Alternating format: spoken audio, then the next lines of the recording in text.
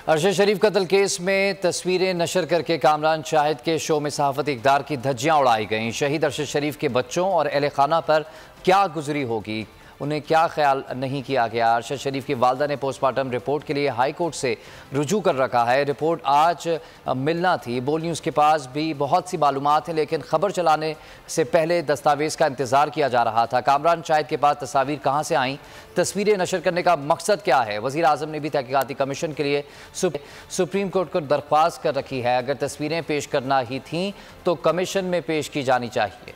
आपको बता रहे हैं कामरान शाहिद को तस्वीर कहाँ से मिली। बोल न्यूज़ के पास भी खासे हक़ाइक़ मौजूद हैं, खासी चीज़ें, खासा मवाद मौजूद है, लेकिन हमने दस्तावेज़ात पूरी ना होने की वजह से उन्हें नशर नहीं किया। लेकिन कामरान शाहिद के पास ये रिपोर्ट कहाँ से आई। अरशद शरीफ कत्ल केस में तस्वीरें नशर करने का ये मामला है।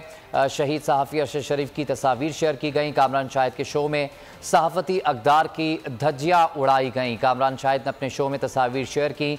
अरशद शरीफ कत्ल केस में तस्वीरें नशर करने का ये मामला है। निजी टीवी के शो में सहाफ़ती अक़दार की धज्जियाँ उड़ाई गईं।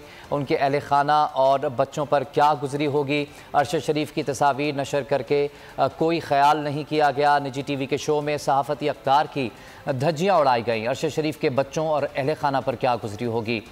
आपको बता रहे हैं कि अरशद शरीफ के बच्चों और अहले खाना पर आखिर क्या गुजरी होगी। अरशद शरीफ के बच्चों और अहले खाना को जब ये तस्वीर देखने को मिली होंगी और कामरान शाहिद ने अपने शो में सहाफ़ती जो अक़दार हैं उनकी धज्जियाँ उड़ाई। बहुत अच्छी कवरेज की है। ये मार्च की तो ज़बरदस्त कवरेज थी। बोल की प्रॉब्लम सबसे बेस्ट थी।